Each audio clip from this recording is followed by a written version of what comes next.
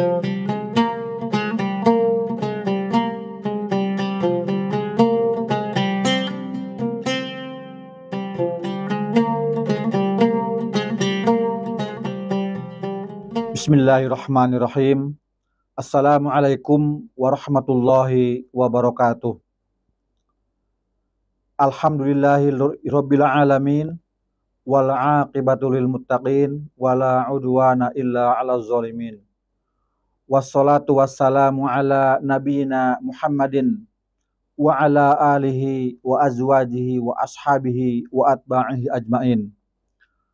Asyhadu an la ilaha illallah wahdahu la syarikalah wa asyhadu anna Muhammadan abduhu wa rasuluhu la nabiyya ba'dah. Amma ba'd. Summa qala Allah ta'ala a'udzu billahi minasyaitonir rajim. Bismillahirrahmanirrahim. Ya ayyuhallazina amanu kutiba alaikumus syamu kama kutiba alal ladzina min qablikum la'allakum tattaquna ayyaman ma'dudat. Al-ayah. Summa qala Rasulullah sallallahu alaihi wasallam, man qama ramadhana imanan wahtisaban ghufira lahu ma taqaddama min dhanbi. Shadaqallahul azim wa shadaqa rasulul karim wa nahnu ala zalika minasyahidina wasyakirin.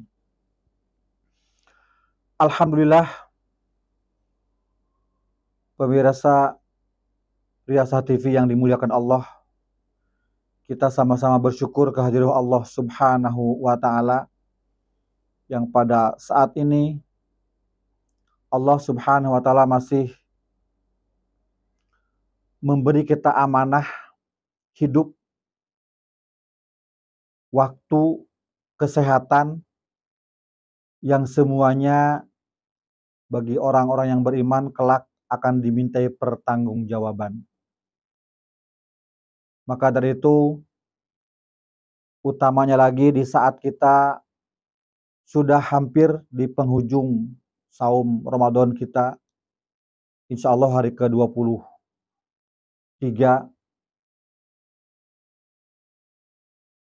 di mana dalam sejarah atau tarikhnya pada generasi awal, tatkala para sahabat mendapati saum Ramadan itu hampir selesai, seperti yang kita hadapi saat ini. Mereka bukan dipusingkan dengan belum ada THR, belum ada baju lebaran, belum bikin kue dan sebagainya. Tapi mereka berpikir dan merasa sedih akan ditinggalkan bulan suci Ramadan. Karena Ramadan hanya datang setahun satu kali dalam sebulan ini. Dan ini bagi orang-orang pilihan Allah ingin dimanfaatkan semaksimal yang mereka mampu untuk lebih banyak beramal, mengamalkan perintah Allah Subhanahu wa Ta'ala. Para sahabat Nabi Shallallahu Alaihi Wasallam merasa bersedih dengan hampir ditinggalkannya bulan Ramadan, karena bulan inilah bulan yang luar biasa.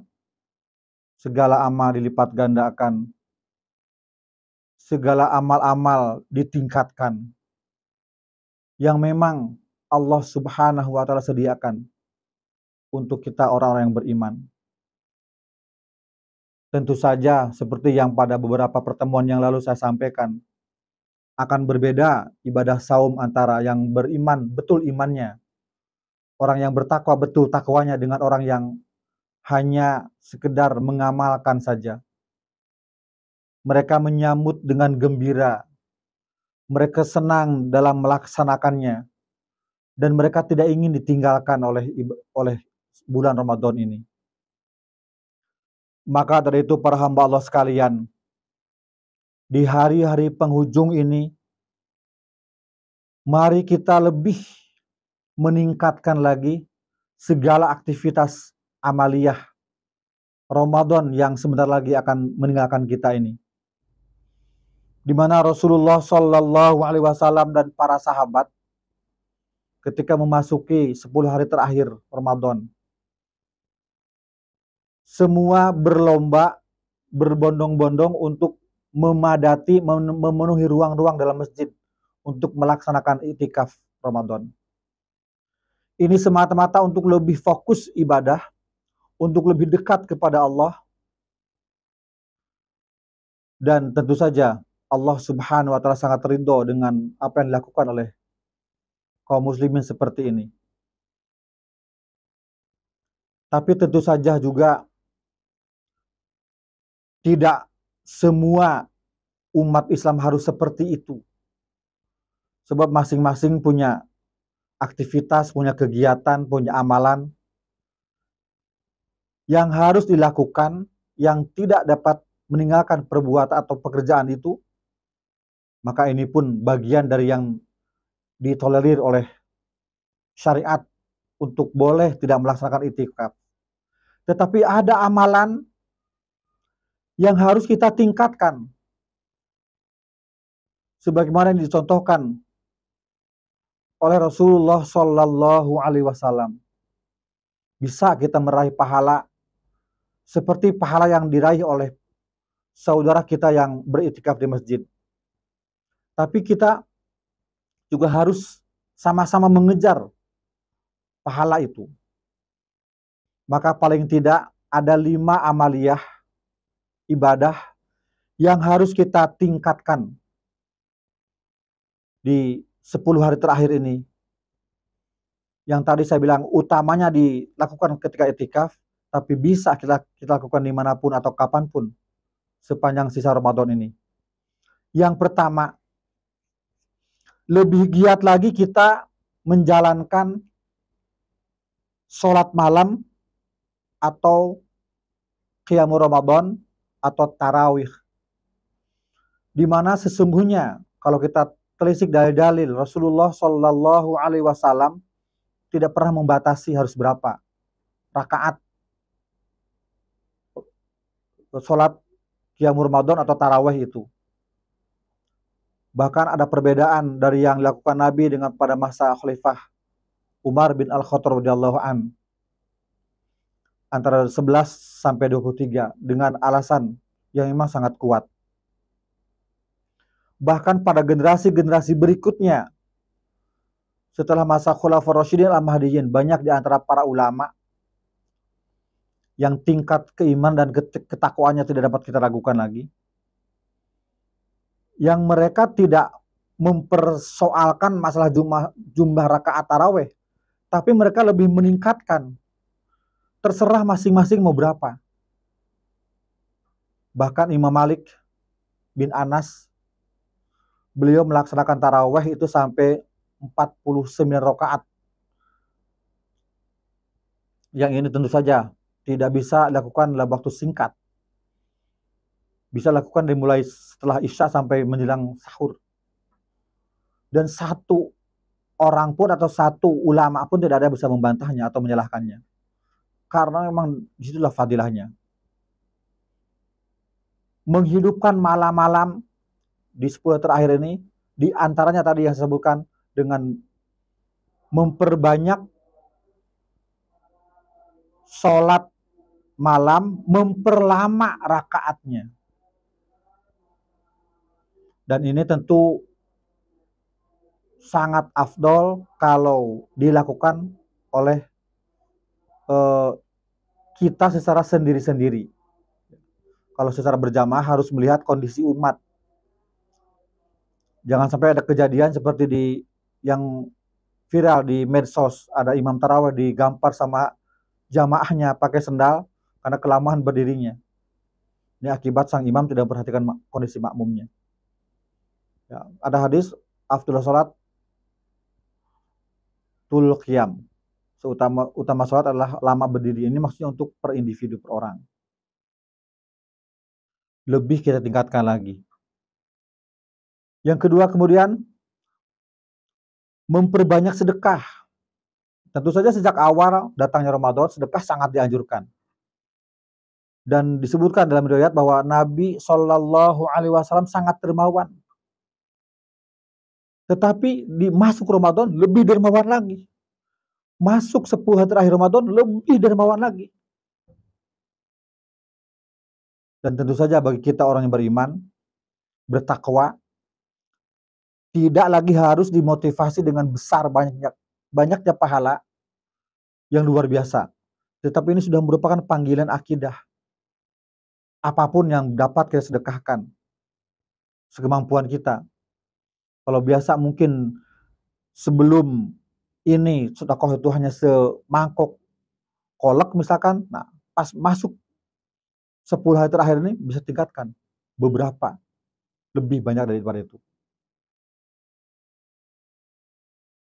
Kemudian amaliah yang ketiga, lebih banyak lagi mentadarus Al-Quran. Sebagaimana nama di salah satu nama Ramadan adalah Syahrul Quran, di mana bulan di dalamnya ditadarus Al-Quran seperti yang kita lakukan, baik secara berjamaah, berkelompok, atau perorangan. Kita berlomba untuk meningkatkan, untuk lebih banyak, berkali-kali kita merampungkan atau menyelesaikan tadarus ini. Ya. Dan ini sangat-sangat dianjurkan dalam akidah Islam. Seperti halnya Rasulullah Shallallahu Alaihi Wasallam ditadarus oleh malaikat Jibril. Ini nggak tanggung-tanggung. Langsung malaikat Jibril turun ke bumi untuk mentadarus Rasulullah. Rasul membaca dan malaikat Jibril menyimak. Ini asal mula istilah tadarus. Jadi tadarosa ya tadarus, tadarusan. Disebut tadarusan itu bahasa dari kata tadarus, isi masdar namanya. Itu bermakna saling menyimak satu dengan yang lainnya. Itu asal mula maknanya. Yang satu baca, yang satu mendengar, khawatir ada kekurangan, kekeliruan dan sebagainya. Tapi di antara kita ya mungkin 99% yang tadarusnya sendiri-sendiri ya. Tapi nggak apa-apa asal udah yakin dengan bacaannya. Ya. Tapi lebih afdol kalau saling menyimak, seperti di beberapa masjid yang saya tahu, yang saya singgahi atau yang saya tempat misi di sana. Mereka betul melaksanakan tadarus itu berkelompok, satu baca yang lainnya menyimak. Ya. Ini banyak dari ada beberapa informasi ya dari mereka saling berlomba sesegera mungkin menyelesaikan, tidak cukup sekali dua kali, bahkan berkali-kali, bahkan bisa ada yang sampai 15 kali tamat. Itu luar biasa ya. Karena memang Syahrul Quran, bulannya Al-Quran, yang mudah-mudahan ya tidak sebatas pahala yang memang Allah sediakan, tapi juga merupakan jaminan Allah untuk kita bahwa Al-Quran kelak menjadi syafaat bagi yang membacanya. Iqra'ul Quran fa'innahu ya'ti yaumal qiyamah syafi'an li ashabihi. Bacalah terus oleh kalian Al-Quran, karena kelak dia akan memberi syafaat, pertolongan kepada yang membacanya. Saat di padang mahsyar orang-orang pada takut, gelisah, khawatir dengan berbagai hal. Tiba-tiba datang Al-Quran hendak menyelamatkan dan menolongnya. Karena di dunianya dia rajin dan sering atau selalu membaca atau mentadarus Al-Quran. Dan tentu saja anjuran atau motivasi amaliah tersebut sebetulnya ini bagian dari cara Allah mengajarkan kepada kita supaya amaliah seperti ini kelak menjadi terbiasa. Itu tadi, kalau orang bertakwa, Ramadan adalah bulan madrasah, mutamayizah, bulan pendidikan, mendidik, mengajar yang kelak selepas Ramadan, amaliah yang biasa kita lakukan, kita bisa jawantahkan, kita bisa dawamkan pada bulan-bulan ke depannya. Jangan sampai saumnya orang-orang yang di sono, ya. Saat saum rajin semuanya, tapi lewat Ramadan semua lepas. Itu bukan karakter atau ciri saumnya orang yang bertakwa. Kemudian yang keempat, ya, itu tadi yang di mukadimah saya sampaikan, itu itikaf. Ya, itikaf Ramadan di 10 hari terakhir. Ya, nggak harus 10 hari, boleh sehari semalam dengan niat untuk itikaf itu jadi. Ya, yang penting ada niat. Ya, tapi kalau memang tidak mungkin, ya, berdasarkan udzur syar'i yang kita bisa atau kita tahu, ya walau alam bisa saja. Tapi amalan yang lain kita dawamkan. Dan yang kelima, memperbanyak zikir kepada Allah. Fi kulli ahyani, dalam segala waktu, dalam segala kondisi, dalam segala keadaan. Sebab dalam semua waktu yang kita punya, tidak ada satu waktu pun atau satu momen pun kecuali di dalamnya ada zikir.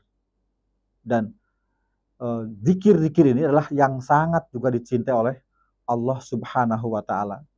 Selalu basahlah bibir kita dengan zikrullah. Baik itu menyebut nama Allah langsung, Allah juga ada ayatnya tentang bolehnya kita zikir menyebut nama Allah, ataupun membaca beberapa kalimat thayyibah atau zikir-zikir tertentu pada momen tertentu, seperti masuk masjid, keluar masjid, masuk rumah, keluar rumah, mau makan, bercermin dan sebagainya. Ya. Dan yang paling utama di antara semua itu adalah zikir dengan banyak-banyak istighfar. Dan yang terakhir, di saat kita masuk bulan terakhir ini, banyak-banyaklah zikir yang dicontohkan oleh Rasulullah Shallallahu Alaihi Wasallam, yakni Allahumma innaka afuwun tuhibul afwa fa'fu anni atau fa'fu anna. Banyak-banyak baca itu, ya. Dimanapun, kapanpun, dalam kondisi bagaimanapun yang dibolehkan, ya. Zikir terus Allahumma innaka afuwun tuhibul afwa fa'fu anni. Apa itu setelah sholat sunnah menjelang qomat, apa setelah selesai zikir lalu kita sedang duduk santai dan sebagainya, kapanpun. Perbanyaklah zikir itu di 10 hari terakhir ini. Mudah-mudahan para hamba sekalian, saum kita kali ini merupakan saum terbaik kita, dimasukkan, digolongkan oleh Allah sebagai saumnya orang-orang yang bertakwa. Sehingga kelak selama Ramadan ini betul-betul mendidik kita menjadi mutakun, lebih bertakwa lagi, dan kelak segala amaliyah Ramadan kita bawa ke depan, ke bulan berikutnya untuk kita amalkan. Jadikan sebagai pelajaran sehingga kita takwa tidak hanya Ramadan, tapi sampai kapanpun tetap jadi orang yang bertakwa. Demikian, mudah-mudahan bermanfaat untuk kita semua. Wa'alafumikum wastagfirullahu li walakum. Alhamdulillah. Wassalamualaikum warahmatullahi wabarakatuh.